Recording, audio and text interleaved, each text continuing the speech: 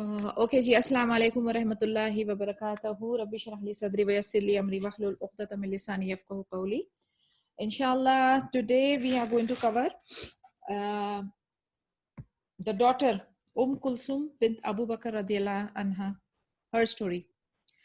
So alhamdulillah, yesterday हम लोगों ने wives और जो बाकी के children थे उनके बारे में जाना था. अभी we will talk about one daughter which is Kulsum, and that will be the last child for Abu Bakr Siddiq radiyallahu anhu. So Kulsum bint Abu Bakr radiyallahu anhu, her mother was Habiba bint Kharija radiyallahu anha, and she was born shortly after Abu Bakr Siddiq radiyallahu anhu died. At the time of Abu Bakr's death, two of Aisha's brother and her only sister Asma radiyallahu anha was still alive. So Kulsum रदियल्लाहु अन्हा वो जो है वो Habiba bin खरीजा रदियल्लाहु अन्हा की बेटी थी, एंड उनका जो पैदाइश थी वो अबू बकर सिद्दीक रदियल्लाहु अन्हु के वफात पाने के बाद हुई है. और at the same time Abu Bakr death, यानी उनके वफात के टाइम पे आयशा रदियल्लाहु अन्हा के दो भाई और उनकी सिस्टर आसमा वो अभी भी हयात थे. आयशा रदियल्लाहु अन्हा, she became very surprised when her father, while on his deathbed, said to her, "They are indeed your two brothers and your two sisters." Aisha radiallahu anha said, "Here is Asma radiallahu anha. I know her, but who is my other sister?" Abu Bakr Siddiq radiallahu anhu said, "She is in the stomach of Habiba bint Kharija radiallahu anha. It has been cast into my mind that the child now in the womb of Habiba radiallahu anha is a baby girl." His intuition came true when shortly after his death, Habiba radiallahu anha gave birth to a baby girl who was named Kulthum bin Abu Bakr radiallahu anha. Talha ibn Ubaidullah radiallahu anhu married Kulthum radiallahu anha, and he died on the day of Al-Jamal. During her period of waiting which followed her husband's death, she performed Hajj in the company of Aisha radiallahu anha. अब एक बार ऐसा हुआ कि when Abu Bakr Siddiq रदियल्लाहु अन्हु अपने death bed पे थे तो उन्होंने आयशा रदियल्लाहु अन्हा को कहा कि तुम्हारे दो भाई और दो सिस्टर्स हैं. तो वो बहुत सरप्राइज हुए क्योंकि उस टाइम पे सिर्फ उनकी एक सिस्टर थी जो आसमा थी रदियल्लाहु अन्हा. तो शी गॉट सरप्राइज के दो बहनें कैसे.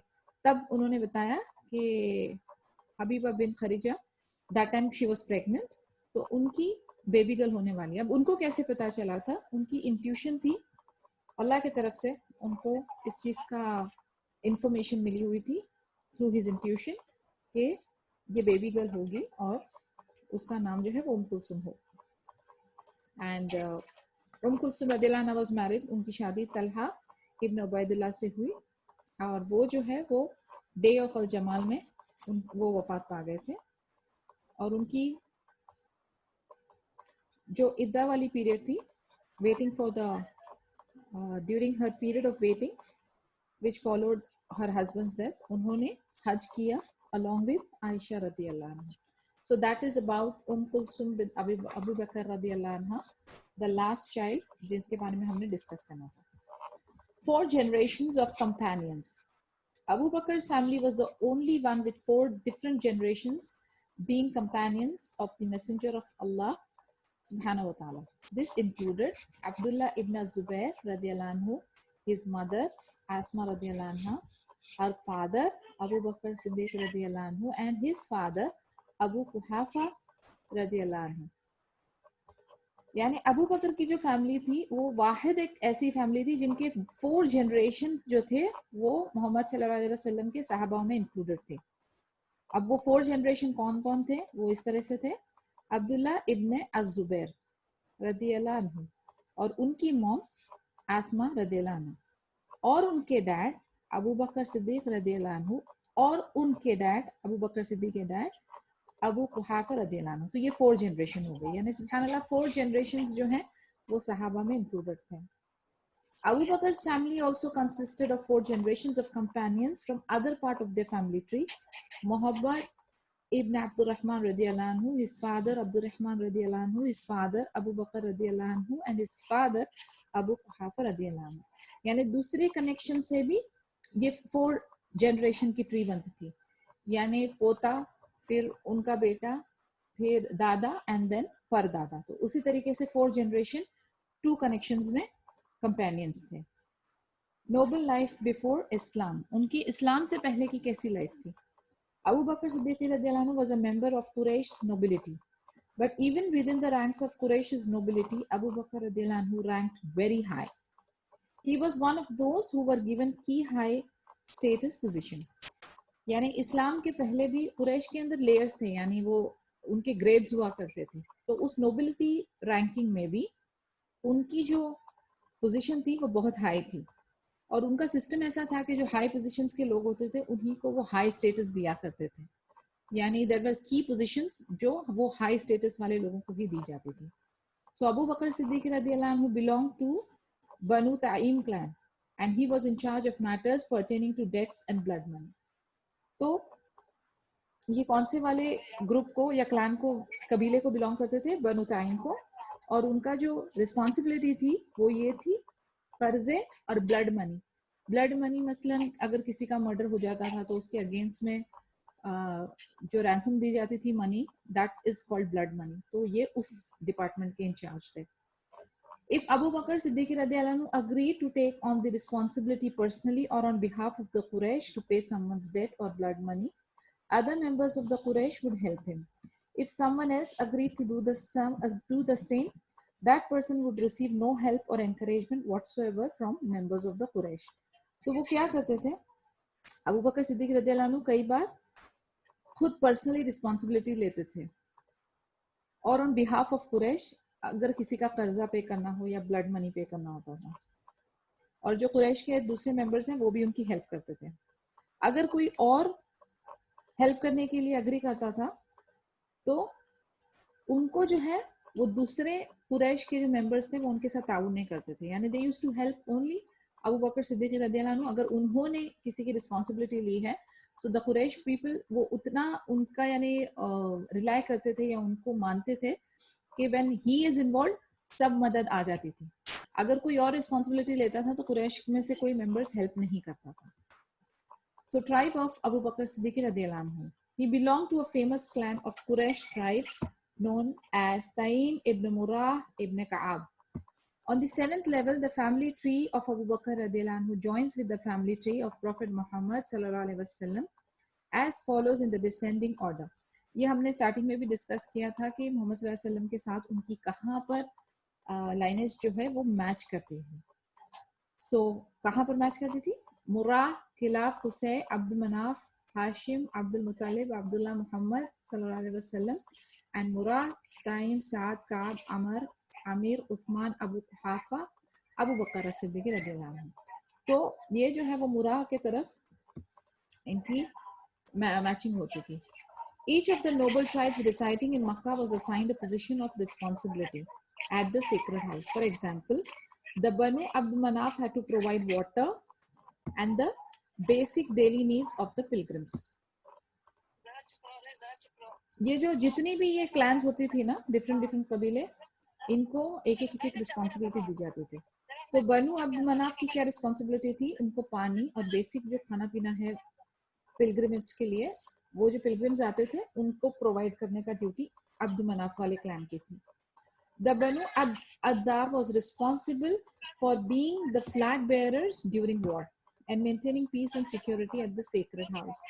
तो बनु अद्दार की क्या रिस्पॉन्सिबिलिटी थी कि वो जो है फ्लैग उठा के जो यानी to identify a particular clan या अ पर्टिकुलर कम्युनिटी, उनका झंडा होता था, तो वो झंडा जो है वो बेयर करते थे वो लोग, यानी they used to carry the flags. And वो पीस और सिक्योरिटी के इंचार्ज थे, यानी वो सिक्योरिटी इंचार्ज थे, विच वाज दिस बनु अब्ददार। और बनु मखजूम जो थे, this was the tribe of Khalid ibn Walid रदियल्लाहु अन्हु was in charge of the armies. तो बनु मखजूम जो है the tribe of Khalid ibn al Walid रदियल्लाहु अन्हु, इनका ड्यूटी थी, दे वर in charge of the armies. Army जो है फौज की इंचार्ज वो थे। When Abu Bakr radiallahu anhu reached the age of puberty, because of his total honesty, he was charged with collecting payments for blood money and debts. अब ये आप सोचें बिल्कुल टीनेज पे थे, अभी प्यूबर्टी पे ही पहुंचे थे, बुलूगियत पे पहुंचे थे, and because he was very honest, truthful, तो इस वजह से उनको मनी वाले डिपार्टमेंट में रखा गया, कि पेमेंट कलेक्शन के डिपार्टमेंट में उनको रखा गया। रिवर्ड इंटेलेक्चुअल एंड बिजनेसमैन, जैसे हमने डिस्कस किया कि he was very sharp, intelligent और बहुत विजडम वाले इंसान थे, and he was an expert genealogist. During the pre-Islamic days of ignorance, Abu Bakr radiallahu anhu was the preeminent Arab genealogist of his time with expert knowledge on both the history of the Quraysh and other Arab tribes. जीनियोलॉजिस्ट की मानी होती है वो जिनको जो शिजरे के expert होते हैं, मसलन उनको पूरी उनकी हिस्ट्री के हिसाब से कुरैश और दूसरी जो ट्राइब्स थी उनकी पूरी नॉलेज थी उनके शिजरे की, कि कहाँ से कौन सी क्लैन आ रही, कैसा है उनका जो फैमिली ट्री है, इसके बारे में बहुत गहरी और डीप नॉलेज थी इनकी.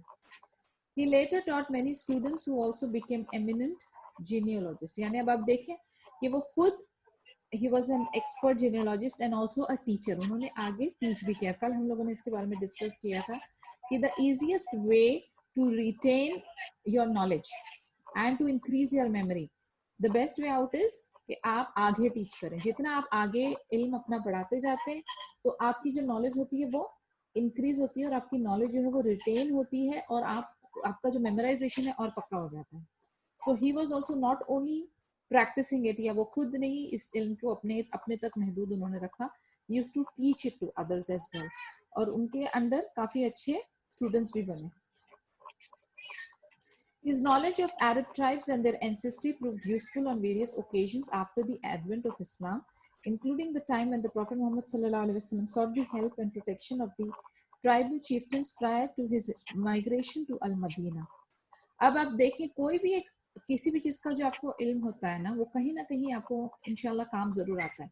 अब इनकी ये जो जीनियोलॉजिस्ट वाली जो स्किल थी ये भी काफी इस्तेमाल हुई है.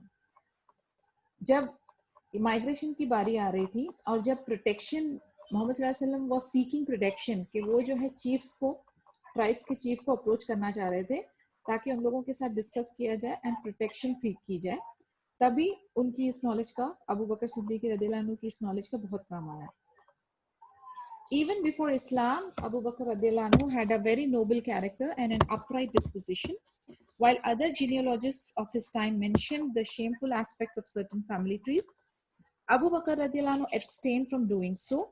After the advent of Islam, Abu Bakr radiallahu anhu became the most knowledgeable companion regarding the teachings of Islam, but was still recognized for his knowledge of genealogy. So Aisha radiallahu anha related that the Messenger of Allah sallallahu alaihi wasallam said, "Verily, Abu Bakr radiallahu anhu is the most knowledgeable person about the lineages of the Quraysh." यानी इस्लाम के आने से पहले ही Abu Bakr रदियल्लाहु अन्हु बहुत Nobel और बहुत स्ट्रेट कैरेक्टर थे. जो दूसरे जीनियोलॉजिस्ट थे ना वो क्या करते थे, अगर कोई फ्लॉज होता था किसी फैमिली में, कोई ऐसी कोई बात होती थी, शर्मनाक बात होती थी, तो वो सबके सामने आया करते थे. Whereas अबू बकर रदियल्लाहु अन्हु ने किसी की इज्जत को पामाल नहीं किया. He never used to disclose anybody's any shameful aspect of any family. तो उनमें ये खासियत थी कि वो लोगों की इज्जत को पामाल नहीं करते थे because of his noble character.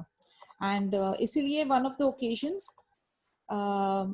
Mohammad सल्लल्लाहु अलैहि वसल्लम said कि इनकी जो है ये अबू बकर सिद्दीक रदियल्लाहु अन्हु बहुत नॉलेजेबल पर्सन है और उनकी ये जो लाइनेज वाली इंफॉर्मेशन या नॉलेज स्किल है वो बेहतरीन है कुरैश के क्लैन में. How was he in his business dealings? During the pre-Islamic days of ignorance, Abu Bakr radiallahu anhu was a businessman. He would go on business trips to Busra in Asham, Syria and surrounding regions, and to other cities. His initial capital was 40,000 dirhams. A wealthy man, he would even before Islam spend generously on the poor and the needy.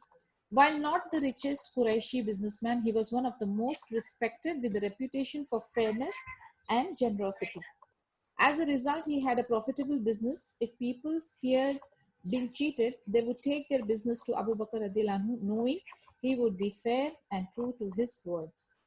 Actually कल मैं सोच रही थी कि what we can do is on a daily basis, या जब जब हमारे ये लेक्चर सेशंस का जो सिलसिला है we will just put down the qualities. यानी this is very important because हम लोगों ने हर सेशन में कुछ ना कुछ चीज पिक करनी है. So आज जैसे भी हमने फॉर एग्जाम्पल अभी ये जो उनकी इंटेलेक्चुअल को हमने डिस्कस किया, उनके genealogist skill के बारे में हमने डिस्कस किया.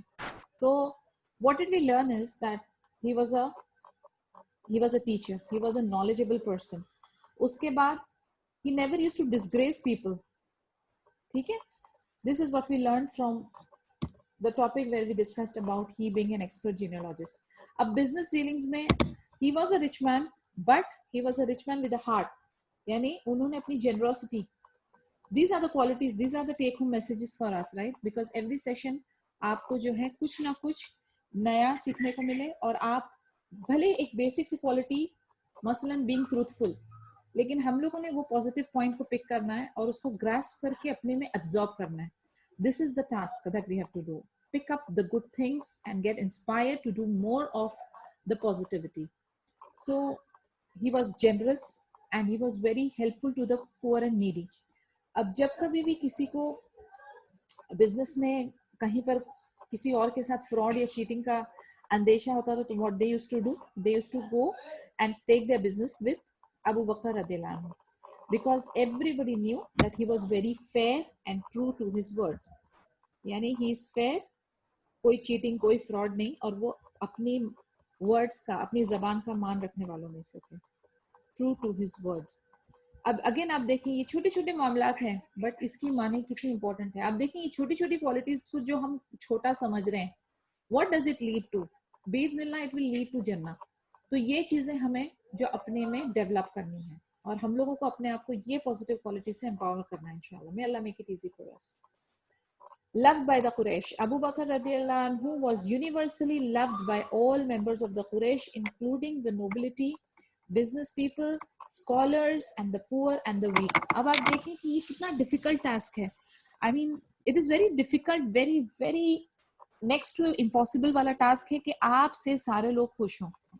पर अल्लाह की मेहरबानी थी, and Allah had, यानी जितने भी ये जिनको जन्नत की बशारत हुई है, अगर आप उनकी डीड्स और एक्शंस और अमल को देखें तो it was clean, super clean and amazing relationship और ब्यूटीफुल मामलात.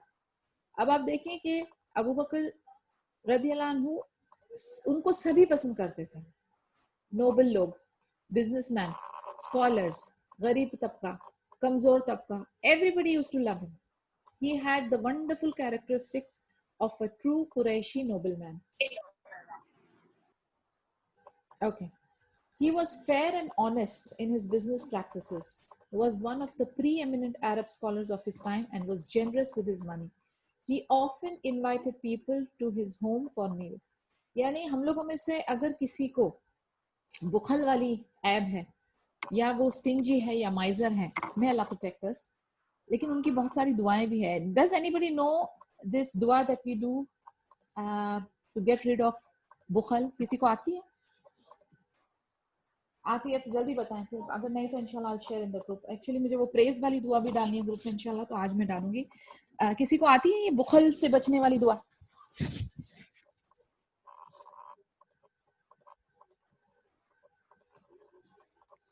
अस्सलाम वालेकुम. जी वालेकुम अस्सलाम. जी वो है अल्लाहुम्मा इन्नी अस्अलुका मिनल बुखली वल जुब्न. Very good, fantastic fantastic. अल्लाहुम्मा इन्नी, उसके आगे बिल्कुल सही है. सो जज़ाकल्लाह खैर. अल्लाहुम्मा इन्नी औज़ु बिका मिनल हम्मी वल हुज़्नी वल अज्ज़ी वल कसली वल बुखली. बुखली यानी आप देखें कि ये ऐसा ऐब है जिससे बचने के लिए हमें कहा गया हुआ है, इसलिए ये दुआएं हमारे नबी ने हमको सिखाई सल्लल्लाहु अलैहि वसल्लम. और उम्र की भी है, इसके आगे थोड़ा सा उम्र का भी है कि लॉन्ग उम्र के लिए भी दुआ की थी, कि पनाह मांगी थी लंबी उम्र के लिए. ये छोटी सी दुआ है ये. हाँ नहीं, सुबहान अल्लाह, मसनून दुआएं, और ये कुरानिक दुआएं ऐसा एक खजाना है जो एक अपना टास्क बना. इनफैक्ट मैंने अपने ग्रुप में कहा था कि रमजान में एक एक दुआएं याद करना. आई डोंट नो कितने लोगों ने फॉलो किया, बट अभी भी देरी नहीं है. रोज के हिसाब से इसे याद किया करें, एंड मीनिंग के साथ, मानी के साथ याद किया करें, और डेली इसका जितना आप रीड करेंगे बार बार, तो आपका इंशाल्लाह पक्का हो जाएगा वो मेमोराइजेशन. तो do it, it's very nice. तो ये जो सारी दुआएं हैं अब देखें बुखल, बीइंग लेजी, यानी अभी वो एक दुआ में 5-6 चीजों से आपको अल्लाह से आप पनाह मांग रहे हैं, उसमें इंक्लूडेड क्या है? बुखल। सो बुखल ऐब है। कोशिश ये करनी है कि अगर हम में से अगर किसी के अंदर ये ऐब है तो इसको हम धीरे धीरे करके खत्म करें। अल्लाह राजिक है और देने से बढ़ता है, तो इसीलिए अपने जो पॉकेट है और अपना दस्तरखान है ये सब खुला रखें, वसी करें। Ibn Dughna, the chief of the Qarah type, knew Abu Bakr radiallahu anhu during the pre-Islamic days of ignorance. The two met again after a long time when Abu Bakr radiallahu anhu decided to leave Makkah. This was prior to his migration with the Prophet Muhammad sallallahu alaihi wasallam. In their meeting outside Makkah, Ibn Dughna told Abu Bakr radiallahu anhu that he did not deserve being expelled from Makkah because he was someone who supported family relations, helped people afflicted with calamities, provided for the needy, and was noble and upright in his dealings and actions. Abhi there is a Quraysh, there is a tribe which is called Qara tribe. तो ये इब्न दुगना, he was the chief of that tribe, और वो जो है अबू बकर रज़ियल्लाहु अन्हु को बहुत अच्छी तरह से जानते थे। दोबारा से जब उनसे मुलाकात हुई थी तो उन्हें पता चला कि he is traveling or migrating to Medina. तो he was very shocked, and then उनके वर्ड्स ये थे कि आपके जैसा कैरेक्टर जो फैमिली को सपोर्ट करता है, लोगों को हेल्प करता है, गरीब और मिस्किनों को मदद करता है और इतना स्ट्रेट है अपनी डीलिंग्स में, आप जैसे इंसान को यानी अपनी जगह छोड़ के, अपना वतन छोड़ के जाने की क्या जरूरत पड़ी है। The most striking aspect of this narration, as Imam Ibn Hajar pointed out, was that Ibn Dughna described Abu Bakr radiallahu anhu with almost the same words used by Khadija radiallahu anha to describe the Prophet Muhammad sallallahu alaihi wasallam after he received revelation for the first time. यानी ये exact वही qualities और वही wordings है जो मोहम्मद सल्लल्लाहु अलैहि वसल्लम जब पहली बार उनके ऊपर वही नाजिल हुई थी और वो घबरा के खदीजा रदियल्लाहु अन्हा के पास आए थे, दैट टाइम खदीजा रदियल्लाहु अन्हा used the same, almost the same words कि आप रिश्ते जोड़ने वालों में से, आप गरीबों की मदद करने वालों में से, अल्लाह आपको कभी भी इस तरीके से नहीं वो करेंगे। This is how she supported her using the same qualities and same words and almost the same.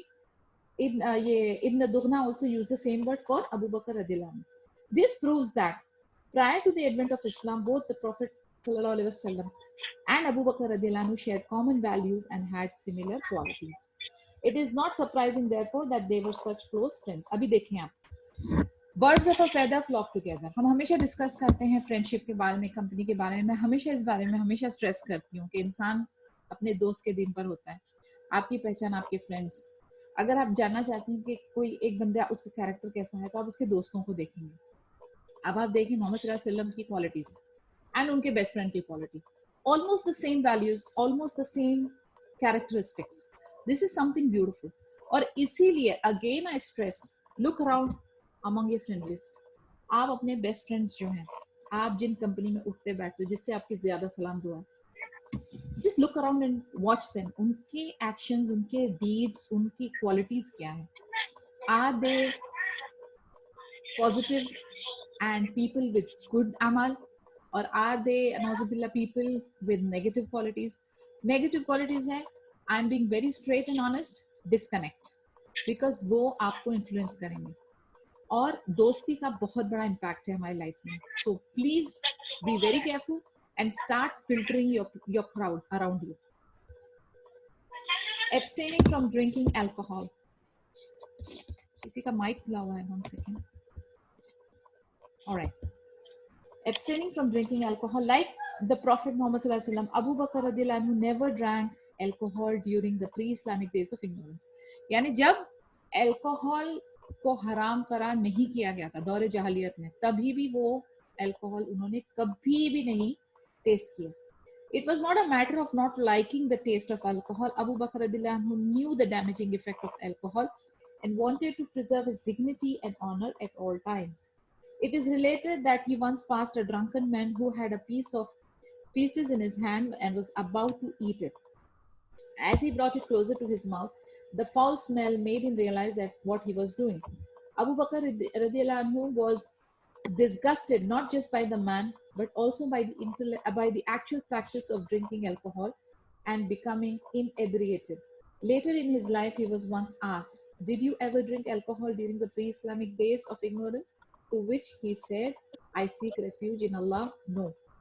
अब ये किस्सा बताया जा रहा है कि वो ऐसा नहीं था कि वो अल्कोहल इसलिए नहीं कंज्यूम करते थे कि उनको उसका टेस्ट नहीं पसंद था, बट उनको ये चीज की अवेयरनेस थी कि इसके इफेक्ट्स क्या होते हैं, इसलिए he chose by himself that he doesn't want to drink. उनको अल्कोहल इसी वजह से उन्होंने छोड़ी हुई थी। एक बार ऐसा हुआ कि एक शराबी था, तो उसके हाथ में गंदगी लगी हुई थी, तो वो गंदगी जो है अपने मुंह में डालने वाला था, लेकिन जब उसकी स्मेल उसको आई तो उसने दूर कर दिया अपने मुंह से।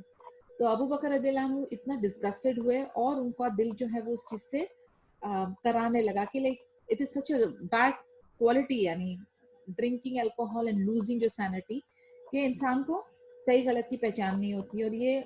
और उनका जो भरोसा और बिलीफ था अगेंस्ट अल्कोहल पक्का हो गया। और फिर जब इस्लाम के बाद फिर उनसे किसी ने पूछा कि कभी दौरे जालियत में उन्होंने अल्कोहल पिया, तो उन्होंने कहा, "आई seek refuge in Allah." When asked why, he said, "I valued the idea of preserving my honor and dignity." अब आप ये देखें, हमको ये एक इम्पॉर्टेंट लाइन है, preserving my honour and dignity. यानी ऐसा नहीं कि हम अपने आप को सिर्फ चंद ओकेजन्स पे प्रिजर्व करें, हमें हमारी ऑनर और डिग्निटी, जो हमारी इज्जत है, उसको हमें हर हाल पे, हर जगह पे, हर ठिकाने में प्रिजर्व करना है। And I realized that a person who drinks alcohol gives up his honor and dignity by perpetrating lewd and vile acts while he is in a drunken state.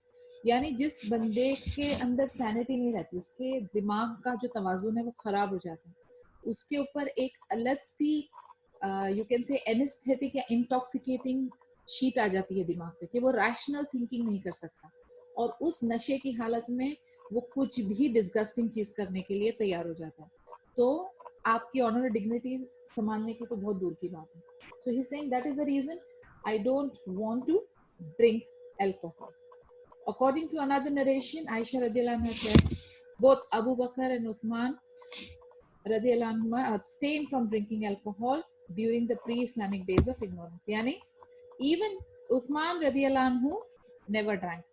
दौरे जहालियत में भी उन्होंने नहीं किया। अभी दूसरी उनकी क्वालिटी बिफोर इस्लाम की, यानी दौरे जहालियत में, एब्सटेनिंग फ्रॉम वर्शिपिंग आइडल्स। हम लोगों ने जब खदीजा रज़ियल्लाहु अन्हा की स्टोरी पढ़ी थी, तभी हमने देखा था कि उनका भी जो कैरेक्टर था इस्लाम में, इस्लाम के आने से पहले, शी वाज आल्सो स्पेकलेस, यानी वो भी आइडल वर्शिपिंग नहीं करती थी।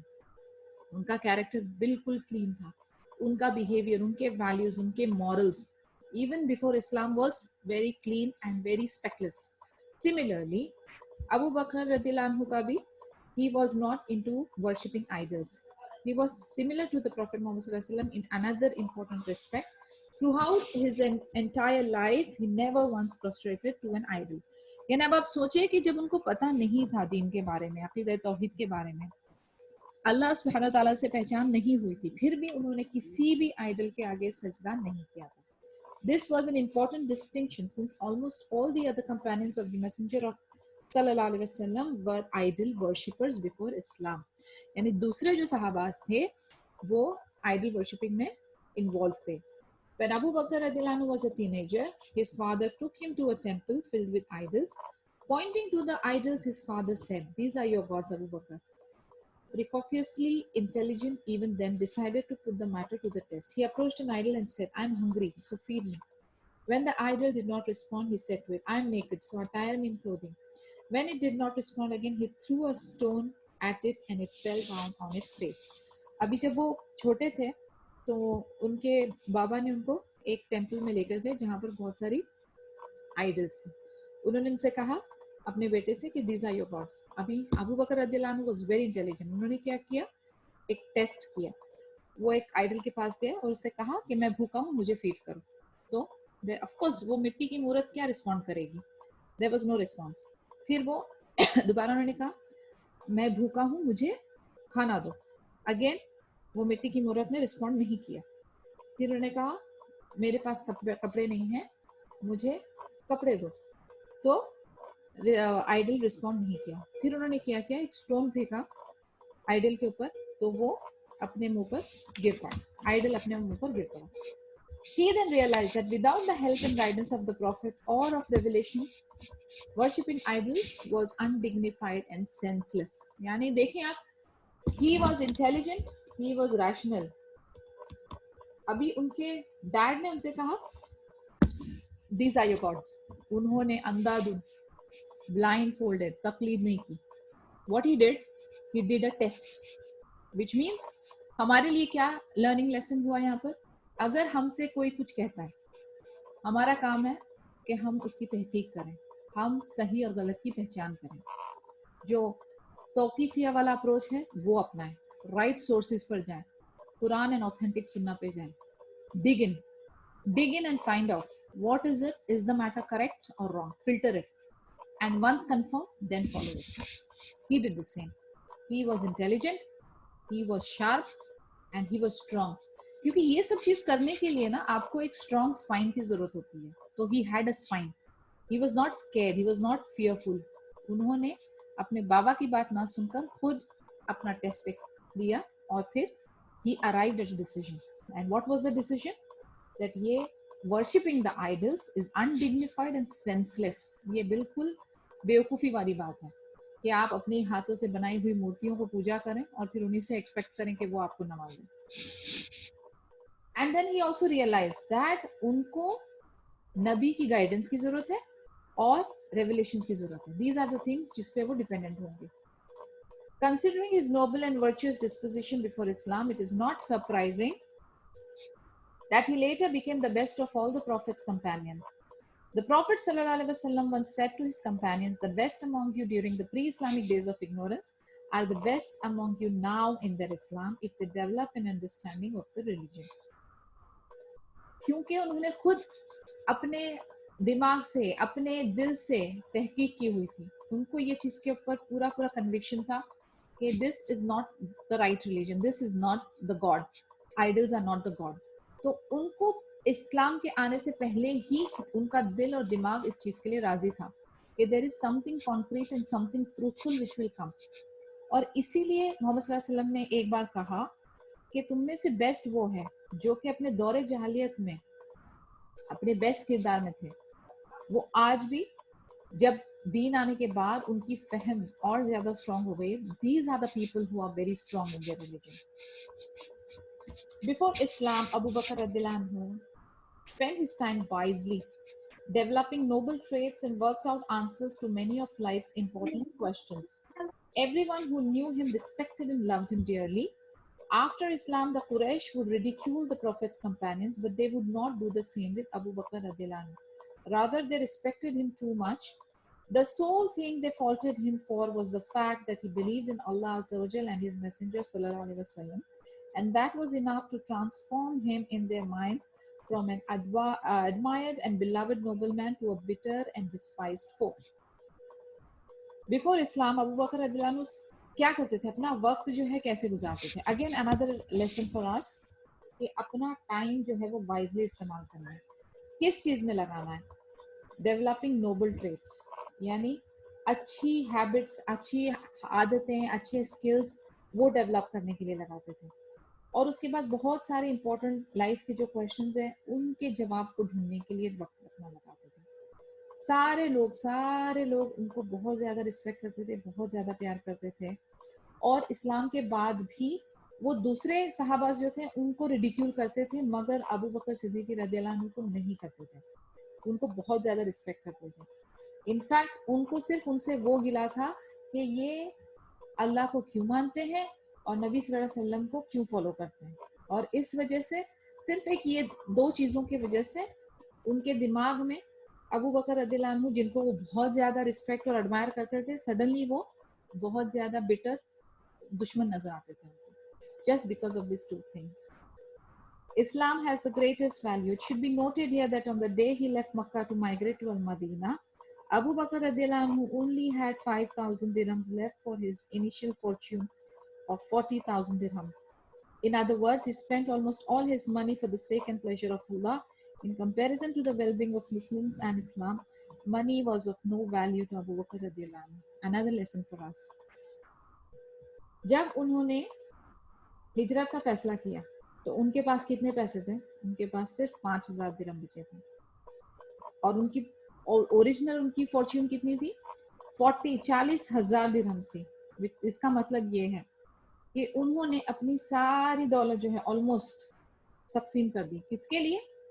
अपने अखराजात या कुछ अपनी जात पे नहीं, बल्कि अल्लाह की रजामंदी के लिए, मुस्लिम कम्युनिटी को हेल्प और असिस्ट करने के लिए। उन्होंने मुस्लिम्स के लिए और अल्लाह की रजामंदी की चीज को ज्यादा वैल्यू दिया, अपनी जात पे नहीं खर्चा किया, अपनी चीजों में इसराफ नहीं किया, but to support the Muslim community और अल्लाह को राजी करने के लिए, for the sake of Allah उन्होंने अपनी major portion of the treasure और वेल्थ को वक्फ कर दिया। A prophet would be sent to humanity. As a successful businessman, Abu Bakr radiallahu anhu traveled widely throughout the Arabian Peninsula.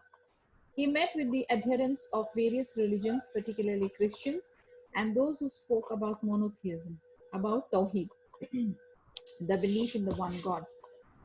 One incident in particular had a profound impact on his thinking. Abu बकर सिद्दीकी रज़ियल्लाहु अन्हु जो थे वो बहुत successful businessman थे, तो वो बहुत ज़्यादा ट्रैवल करते थे अरेबियन पेनिनसुला में, और वो काफ़ी सारे डिफरेंट रिलीजन वाले लोगों को मिलते थे, पर्टिकुलरली क्रिश्चियंस को मिलते थे, और उन लोगों से मिलते थे जो अकीदा तौहीद के बारे में बातें करते हैं। एक बार ऐसा हुआ कि he was sitting in the courtyard of the Kaaba when he heard Zayd ibn Amr ibn Nufel and Ibn Abi as-Salt engaged in conversation. He heard one of them say that the time was drawing near for the prophet to be sent to humankind. Abu Bakr radiallahu anhu later recounted what happened next. Prior to that time, I have never heard about a prophet that was about to be sent to humankind. एक बार जब वो काबे के courtyard में बैठे थे तो उन्होंने जैद इब्न अमर इब्न नुफैल और इब्न अबी असल्त को बातें करते हुए सुना। उन्होंने कहा था कि अब वक्त आ गया है कि एक नबी इस दुनिया में आने वाले हैं। और फिर उसके बाद अबू बकर सिद्दीकी रज़ियल्लाहु अन्हु ने इससे पहले कभी इस बारे में, नबी के बारे में नहीं सुना था। Then I went to Waraka ibn Nawfal, a man who would frequently stare at the sky and who would often whisper invocations to himself.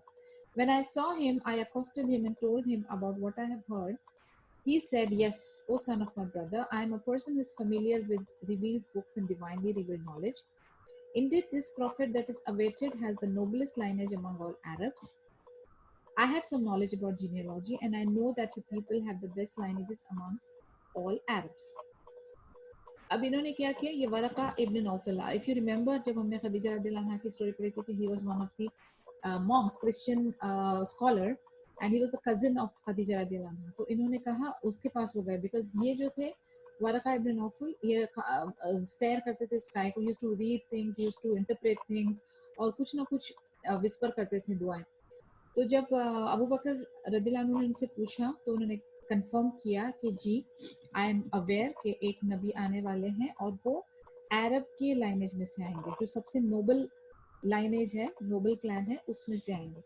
Then he said कि आई नो कि तुमको जीनियोलॉजी आती है और तुम अच्छी तरह से जानते हो ये लाइनेज ऑफ अरब्स है।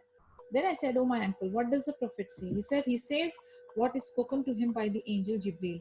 He does not commit injustice, does not help others perpetrate injustice, and does not tolerate injustice. Then when the messenger of Allah sallallahu alaihi wasallam was sent, I believed him and had faith in him, said Abu Bakr radhiyallahu anhu. अब उन्होंने क्या किया, जब उन्होंने वरका इब्न Naufal से पूछा तो उन्होंने कहा कि ये प्रॉफिट क्या कहते हैं।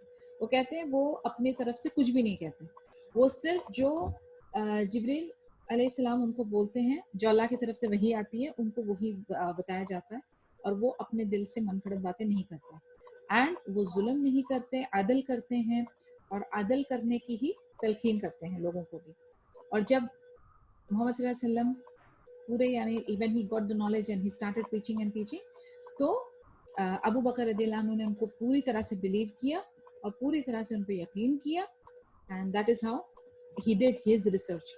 अब आप अगेन देखें, जैसे मैं आपसे कह रही हूँ कि ब्लाइंड फोल्डेड वो कुछ भी नहीं मानते थे, कहाँ कहाँ वो जा रहे हैं, क्या क्या वो सुन रहे हैं, क्या क्या वो डिगिन कर रहे हैं। He is trying to find the truth, सिर्फ बैठे बिठाए अपने लेजी ये इधर से सुनी उधर से सुनी नहीं, he is getting into the depth of it.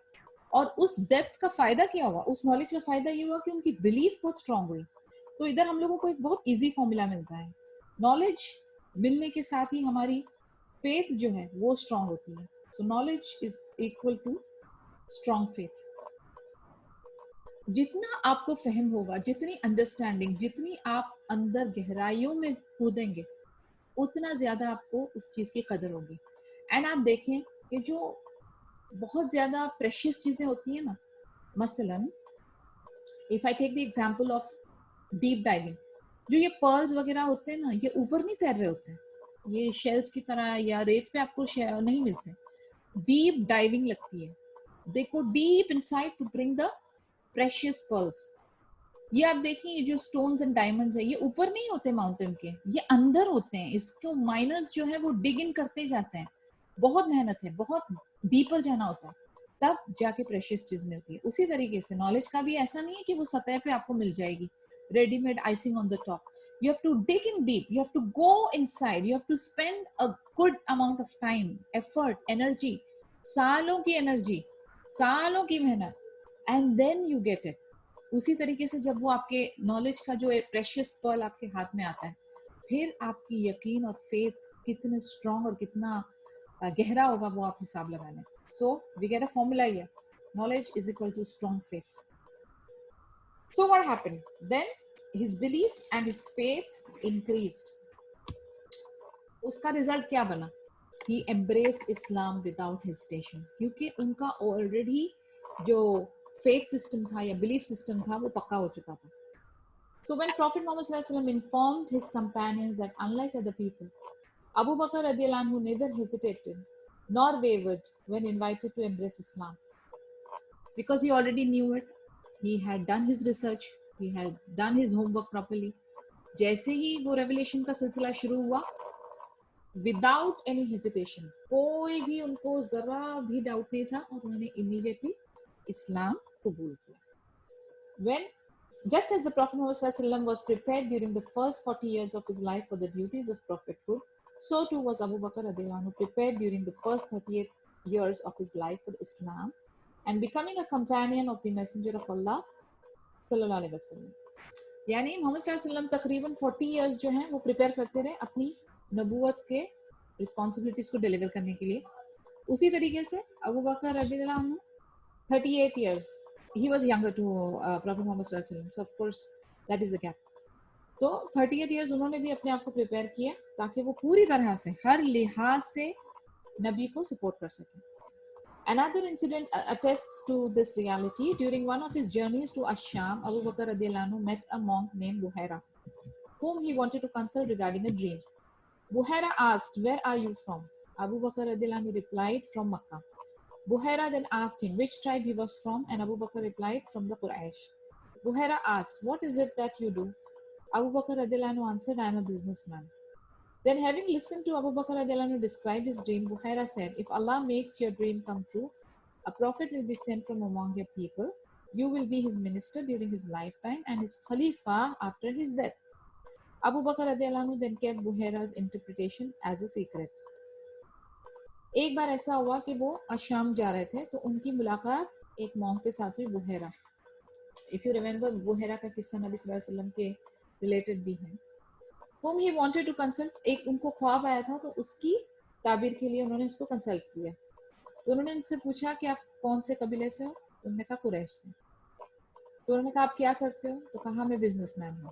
फिर उनका ख्वाब सुनने के बाद बुहेरा ने कहा कि अगर आपका ड्रीम सच्चा होता है, अगर अल्लाह ने इसको सच्चा कर दिया, तो आपके कबीले में से एक प्रॉफिट आने वाले हैं और आप जो है उनके मिनिस्टर बनोगे उनकी लाइफ टाइम में, और फिर उनके बाद उनके खलीफा बनोगे। और अबू बकर रज़ियल्लाहु अन्हु ने ये इंटरप्रिटेशन को सीक्रेट रखा। Another lesson for us, we should be able to keep secrets. हम लोगों को जो है वो क्या कहते हैं, अब्जॉर्ब करने की जो हमारी कुव्वत है बहुत कम है। वी एक छोटी सी बात होती है and we want to share it with the entire world. आप सोचेंगे चंद चीजें हैं हमारी लाइफ की जो हमें बहुत पर्सनल रखनी होती है, इंटीमेट रखनी होती है, बट आजकल ये सोशल मीडिया का जमाना है। हम क्या खा रहे हैं, किस वक्त खा रहे हैं, कहाँ जा रहे हैं, क्या सोच रहे हैं, क्या हम पे गुजर रही है, पूरी दुनिया के साथ शेयर करना कंपलसरी हो गया। सो It is a lesson for us that we should keep secrets, अपने भी और औरों के भी। और आपके बारे में, आपकी पर्सनल लाइफ के बारे में दुनिया को जानने की जरूरत नहीं है। आप बहुत रिस्क एक्चुअली ले रहे हैं अगर आप अपनी सोच, अपनी जिंदगी और अपनी पर्सनल लाइफ पूरी दुनिया के सामने आया कर रहे हैं। तो of course I can understand कि some people who are into business and stuff like that या कुछ उनके काम रिलेटेड है, एडवर्टाइजमेंट्स रिलेटेड है, yes you can। Knowledge sharing के लिहाज से yes you can।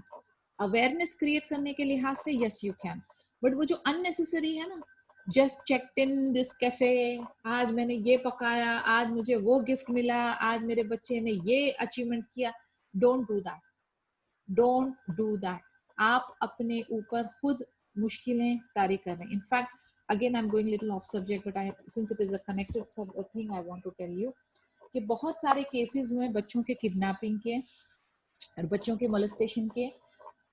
ये जो मोलेस्टर्स हैं या ये जो हाई हैकर्स हैं, इन्होंने इंफॉर्मेशन ली है उन लोगों से जो कि अपनी इंफॉर्मेशन सोशल मीडिया पे डालते हैं। जैसे उन्होंने अपने बच्चों की स्कूल की और इसकी उसकी डाली रिपोर्ट, तो ये किडनैपर्स ने जाकर वहां से उनको बच्चों को किडनैप कर लिया।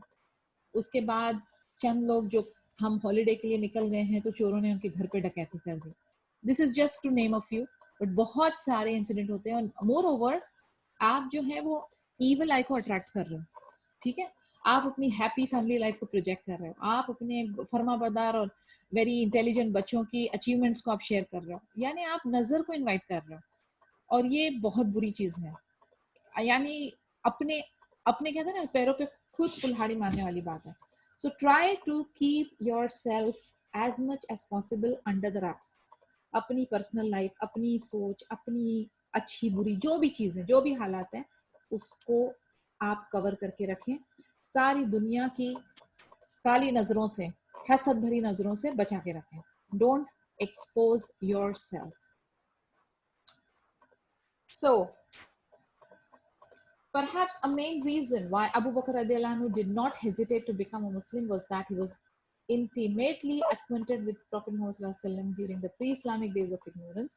Like every other member of the Quraysh, Abu Bakr radiallahu anhu knew that Muhammad sallallahu alaihi wasallam was trustworthy and honest, but he knew him better than other members of the Quraysh. Abu Bakr radiallahu anhu knew that Muhammad sallallahu alaihi wasallam was so honest that he would not lie even about small matters, never mind about the honor of other people. So it was impossible for Muhammad sallallahu alaihi wasallam to lie about Allah subhanahu wa ta'ala. ये भी एक reason था कि Abu Bakr रदियल्लाहु अन्हु immediately मुस्लिम बने, क्योंकि उनका जो है एक पर्सनल बहुत क्लोज रिश्ता था मोहम्मद सल्लल्लाहु अलैहि वसल्लम से। ये इस्लाम के पहले भी दौरे जालियत से ही उनकी दोस्ती थी, और उनको अच्छी तरह से पता था कि वो जो है सदीक है और ये अमीन है, अल अमीन है, ट्रस्टवर्दी है, सच्चे बोलने वाले हैं। तो वो जो थे सबसे क्लोजेस्ट थे कुरैश में मोहम्मद सल्लल्लाहु अलैहि वसल्लम के। एंड उनको पता था कि मोहम्मद सल्लल्लाहु अलैहि वसल्लम इतने ऑनेस्ट है कि वो कभी भी झूठ नहीं बोलेंगे, ही विल नेवर लाई। और इसीलिए उन्होंने हर वक्त हर स्टेज पे मोहम्मद सल्लल्लाहु अलैहि वसल्लम की हर बात को बिलीव किया। He was one of the early converts, यानी जो I wouldn't call converts, I would say revert. He was the inspired early revert. जो शुरुआत में जो मुस्लिम्स हुए थे उसमें से अबू बकर रदियल्लाहु अन्हु थे। The Prophet Muhammad sallallahu alaihi wasallam naturally initiated his sacred mission right from home and then moved to the people closely associated with him. He called unto Islam whomsoever he thought would attest to the truth which had come from his Lord. In fact, a host of people who did not nurse even the least doubt as regards the Prophet Muhammad sallallahu alaihi wasallam immediately responded and readily embraced the true faith. They are known in the Islamic history as early reverts. Prophet Muhammad sallallahu alaihi wasallam ने अपना जो sacred mission था वो घर से शुरू कर दिया, दावा घर से। फिर उसके बाद उनके जो लोग करीबी थे उनको इस्लाम के लिए दावा देना शुरू कर दिया। और काफी सारे लोग जो हैं, यानी काफी सारे लोगों ने मोहम्मद सल्लल्लाहु अलैहि वसल्लम पे डाउट नहीं किया और इमीडिएटली उनके दावा को रिस्पॉन्ड किया। और उनको जो है उनका एक अलग मकाम है इस्लामिक हिस्ट्री में, वो जो है इनिशियल रिवर्ट्स कहलाते हैं। जैसे खदीजा रदियल्लाहु अन्हा प्रॉफेट मोहम्मद सल्लल्लाहु अलैहि वसल्लम की वाइफ उम्मुल मोमिनीन, पहली, यानी she was the first one as a woman to enter. उसके बाद उनके जो फ्रीड स्लेव थे, जैद इब्न हारिस इब्न शराहिल अल कल्बी रदियल्लाहु अन्हु, हिज कजिन अली इब्न अली तालिब अबी तालिब रदियल्लाहु अन्हु, वो जो है बचपन से इनके साथ रहते थे। और फिर अबू बकर उनके बेस्ट फ्रेंड रदियल्लाहु अन्हु, ये सब मुस्लिम्स फर्स्ट डे पे हो गए। They became Muslims on the very first day of the call. यानी आप सोचिए कितना बड़ा एजाज इनको हासिल हुआ। Abu Bakr radiallahu anhu, from the first day he embraced Islam, proved to be energetic and most zealous activist. Through his personal efforts, a number of people reverted to Islam, like Uthman ibn Affan al-Umawi radiallahu anhu, Az-Zubair ibn Awam al-Asadi radiallahu anhu, Abdurrahman ibn Auf radiallahu anhu, Saad ibn Abi Waqas az-Zuhriyan radiallahu anhu, and Talha ibn Ubaidillah at-Taymi radiallahu anhu. ये 8 important सहाबीज जो हैं, okay, और ये 8 जो थे, इनमें से कई सारे जो है वो अशरा मुबशरा वाले हैं। यानी दीज वर द पीपल जो अबू बकर रदियल्लाहु अन्हु ने जिनको दावत दी वो मुस्लिम्स बने। यानी देखिए आप कितना बड़ा मकाम है, सुभान अल्लाह। अब इसमें से हमको कौन से पॉइंट्स मिल रहे हैं? मैंने आपसे कहा ना, आज हम क्वालिटीज पिक आउट कर रहे हैं कि एक तो बिना शक व शुबा के 100% कंप्लीट एंड टोटल फेथ के साथ immediately first day first call पे इस्लाम कबूल किया। दूसरा, सिर्फ कबूल करके बैठ नहीं गए, ही वाज एनर्जेटिक, वो इतने एनर्जेटिक थे और जीलियस एक्टिविस्ट थे। He was an achiever, he was an activist. यानी उन्होंने भाग दौड़ की, उन्होंने मेहनत की। वो सिर्फ दीन आ गया, इस्लाम कबूल हो गया, चलो जन्नत पक्की करके बैठने गए। उन्होंने मेहनत की, उन्होंने दावा किया। एंड यू ऑल नो दावा is obligatory on us, we have to take this message ahead. तो उन्होंने फटाफट 8 इंपॉर्टेंट मेंबर्स को माशाल्लाह दावा दी एंड दे बिकेम मुस्लिम। और आगे चल के ये लोग बहुत फायदेमंद साबित हुए इस्लाम के लिए। So will be stopping here. Any questions, any doubts, please, it's an open forum. You can unmute and discuss. अगर subject related है या outside subject है, no problem. We can talk here. Any question? Farheen, would you like to add anything? Farheen, Yumna? Is it not still there? I don't know.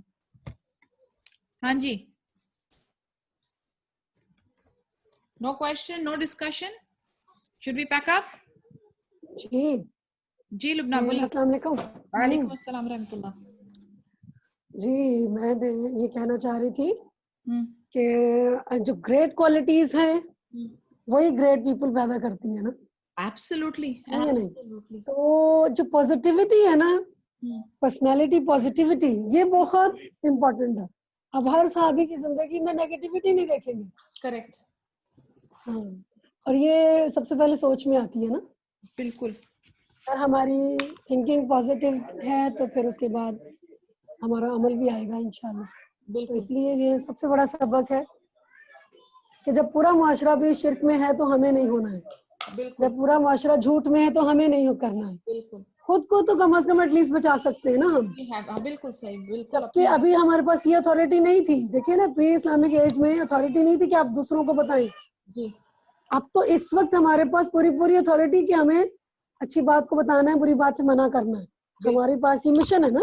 बिल्कुल। तो इसका मतलब हम ज्यादा उन लोगों ने जो मुश्किल वक्त देखा उससे ज्यादा इजी हमने टाइम देखा है। बिल्कुल। हम एक चीज को गलत भी समझ रहे थे, लेकिन उनके पास अथॉरिटी नहीं थी कि वो किसी को मना कर सके। सही है ना। लेकिन हम उस आजमाइश में नहीं जिससे वो गुजरे। उन्होंने ज्यादा वक्त मुश्किल देखा है, हमने इजी टाइमिंग देखी है। हमने इजी देखी है। बिल्कुल। है या नहीं? बिल्कुल। अब आप देखिए ना, जब आप ये देख रहे हो कि इतनी हमारे पास टेक्नोलॉजी है कि हम घर बैठे पढ़ रहे हैं, सीख रहे हैं, कर रहे हैं। ठीक है। तो अगर बुराई के लिए बहुत ज्यादा स्पीड बढ़ गई है तो अच्छाई के लिए भी तो स्पीड बढ़ानी पड़ेगी ना। बिल्कुल। हमें भी वो स्पीड पकड़नी पड़ेगी। बिल्कुल मेहनत करनी पड़ेगी। अगर काफिर ट्रेन पे जा रहा है तो हमें भी ट्रेन पकड़नी पड़ेगी। अगर काफिर जहाज में जा रहा है तो हमें भी जहाज पकड़ना पड़ेगा। है या नहीं? सही। बिल्कुल बिल्कुल। यानी हम लोगों को अपने आप लेटेस्ट से लेटेस्ट अपडेट करना पड़ेगा। अपडेट करना है अपडेट करना है और इक्विप्ड करना है, कंप्लीट इक्विप, यस अपने बिल्कुल आप को लेस करना है। बिल्कुल। तो सबसे बेहतरीन असलहा जो है ना हमारे पास इल्म का है। हाँ हाँ बिल्कुल सही है या नहीं? तो बिल्कुल। कहते हैं ना इसलिए कि तो बार वेपन, बार इसके ऊपर हम स्ट्रेस करते जा रहे हैं कि लेजी नहीं बनना है, बिल्कुल वो जितना लेजी नहीं है बनना, उतना और कोशिश करनी एक दूसरे को बताते रहे, एक दूसरे को जगाते रहे, उठाते रहे, क्योंकि हम हो जाते हैं लेजी, बिल्कुल बिल्कुल। हो जाते हैं, ये हो जमा जाते हैं। वाली चीज बहुत चलिए अच्छी। जी, हाँ मैंने बोला एक साथ जो हम लोग जमा में काम करते हैं ना वो बहुत अच्छी बिल्कुल, जमा है। उसमें बरकत आती है, उसमें बरकत आती है। बस ये कि करते रहना है, आगे बढ़ते जाना है, और सब अपने फ्रेंड्स को हमने शामिल रखना है। तो बिल्कुल। इंशाल्लाह और ये सिलसिला रहेगा। अपने आप को भी टोटली बोलते हैं ना सेल्फ स्टार्टर बना के इंस्पायर करके चलना है। डोंट वेट के धक्का बिल्कुल मारे कोई तो आगे बढ़ो। सही सही खुद सही, अपने ऐसा आप ही को है। Every morning you get up, you have a mission. Mission, बिल्कुल, क्योंकि अल्लाह ताला ने नया दिन दिया तो नया जिंदगी का एक और चांस भी तो दिया ना। बिल्कुल। और अभी न्यू डे जो है ना, न्यू चांस है। जब तक कि आपके पास दिमाग है, आपको आपकी बॉडी हम्म, बीमारियों से फ्री है, आपके अंदर वो बिल्कुल क्या कहते हैं यूथ है, आपकी यंग है, एज है अच्छी, तो आप उसका कैपेसिटी है, इस्तेमाल देखिए ना, करें। Time capacity. यस और ये बहुत बड़ी नेमतें हैं जो हमें मिली हुई हैं। अल्लाह ताला कायम रखे इन नेमतों को, जवाल आमीन ना आए। आमीन या रब। जिंदगी, सेहत, काबिलियत सबकी, सब सही एक दूसरे को दुआओं में भी याद रखें, ठीक है। बिल्कुल और ये जो चमकते सितारे हैं ना, नबी सल्लल्लाहु अलैहि वसल्लम ने फरमाया असहाबी कन नुजूम, सही मेरे साथी मेरे दोस्त सितारों की मानंद हैं। बिल्कुल और इस रेफरेंस में कहा था कि इनके जरिए लोग रास्ता पाते हैं, सही। ठीक है, वो गाइड्स बने ना। तो हमारे लिए क्या सबक है कि हमें भी सितारे की तरह बनना है, कि हम्म खुद जलना है लेकिन दूसरों को रोशनी देना है। सही यानी बिल्कुल खुद सही। मेहनत करनी है ताकि दूसरे बेनिफिट हासिल करें। हम्म ये बहुत इंस्पिरेशन है इसमें। बहुत इंस्पिरेशन है, सही मेरे बात है। साथी तो सितारों की मानद है, मगर हम भी सितारे बन जाए, हम तो यहाँ पत्थर बन जाते हैं, यानी बेकीमत हो जाते हैं ना। पत्थर ऑफ बुरी तरह से। चले वही अल्हम्दुलिल्लाह, अल्लाह आसानी करे। चल, और हम लोग क्या कहते हैं, हाँ। एक दूसरे का हाथ पकड़ के एक दूसरे को रिमाइंड करते और रहे पता है, इंशाल्लाह। हाँ इंशाल्लाह। और एक पॉइंट उन्होंने बताया था, आपको याद है, तफसीर की हमारी टीचर ने, जी बताएं। कि अंबिया कराम और उनके साथी जो है वो आसमान के सितारे बने ना। हम जी सहाबी नहीं बन सकते ना, हम उनका मुकाम नहीं पा सकते, सही लेकिन हम इस जमीन के सितारे हैं। सही कितनी बड़ी बात है। बिल्कुल यानी बिल्कुल हम इस जमीन पर जो है ना वो सोर्स ऑफ नॉलेज बन जाए, सोर्स ऑफ गाइडेंस बन जाए, सही ये बहुत बड़ी बात है। बिल्कुल बिल्कुल। तो चले, हम लोग जज़ाकल्लाह खैर, बहुत भैया शुक्रिया। हेलो अस्सलाम वालेकुम। हेलो वालेकुम अस्सलाम वालेकुम। यस वालेकुम जुमाना, वन अस्सलाम। सेकेंड ना। हाँ जी फरीन बोले। जी, मुझे भी कुछ ऐड करना था। जैसे अभी बात किए है कि हमें अल्लाह की याद में सुस्ती नहीं करना चाहिए। बिल्कुल वैसे ही सूरे तौहा के अंदर भी अल्लाह खुद फरमा रहे हैं कि जो मूसा अलैहि सलाम का और फिरौन का जो किस्सा है ना, तो उसके अंदर जब अल्लाह अज़्ज़ा व जल कह रहे हैं मूसा अलैहि सलाम को कि तुम फिरौन के पास जाओ, वो सरकश हो, सही। तो मूसा अलैहिस्सलाम थोड़ा डरते हैं, घबराते हैं उसके पास जाने के लिए। तो उस स्टोरी के अंदर अल्लाह ताला खुद फरमाते हैं कि जब हारून अलैहिस्सलाम उनको कंपनी एज अ कंपनी है अल्लाह के दोनों जन साथ में जाओ और मेरी याद में सुस्ती ना कर, डू नॉट बिकम लेजी। तो ये वाला एक पॉइंट मुझे बहुत अच्छा लगा कि हमें अल्लाह की याद में सुस्ती नहीं करना चाहिए। जैसे हमको कुरान का एक एक जो आयत होती है उससे हमको इंस्पिरेशन लेना चाहिए कि हाँ अल्लाह अज़्ज़ा व जल यहाँ इस बात पे ये हुक्म कर रहे तो हमें भी उसी को फॉलो करना है बिल्कुल इंशाअल्लाह। बिल्कुल और ये इंशाल्लाह। जो दावा का जो पॉइंट था ना कि जिस तरह से दावा हमें आप सल्लल्लाहु अलैहि वसल्लम ने अपने घर से शुरू किए थे, उसी तरह हमको भी अपने घर से ही शुरू करना और अपने घर का माहौल इस तरह से बनाना है कि कोई देखे तो यानी वो जैसे आप सल्लल्लाहु अलैहि वसल्लम के अखलाक देख के खुद कितने लोग इस्लाम लेकर आ चुके थे, सही कबूल कर लेते थे। सही तो उस तरह हमें भी इंशाअल्लाह ताला अल्लाह अज़्ज़ा व जल इंशाल्लाह। Very good points here Fareen, thank you so much, जज़ाकल्लाह खैर। Jumana, you had raised your hand, tell me dear. नहीं, वही same thing, just wanted to add to it actually. जैसे हमें एक आया भी पता है तो we have to share it. और जैसे लुबना ने कहा था, pre Islamic era was really very difficult. अभी तो हम इतने यानी with lot of technology we don't even face any problem actually to share, so it should be more easy and we are more answerable to Allah as we are soldiers and we have to fight these things, you know. So we'll be more answerable because we are not facing any difficulty, you know. बहुत easy हमें सब चीजें बहुत easy मिल रही है and we are not taking use of it. True. Benefit नहीं ले रहे हैं हम उसका. बिल्कुल नहीं ले रहे. So बराबर. this is what, yeah, we have to do that. We have to do that. Inshallah, may Allah give us that hidayah and tawfiq that we are able to do what we are supposed to do. क्योंकि हर एक चीज के पीछे हमें अल्लाह की मदद चाहिए, ये हमारे खुद से नहीं हो सकता. So may Allah protect us and may Allah give us that istitaat and that quwwat that we are able to do these things that we are supposed to do. And may Allah protect us all, inshallah, ya Rab. So Jazakallah khair girls for your contribution, and inshallah kal mulaqat hoti hai. Subhanakallahumma wa bihamdika nashhadu an la ilaha illa anta nastaghfiruka wa natubu ilaik. Assalamu alaikum wa rahmatullahi wa barakatuhu.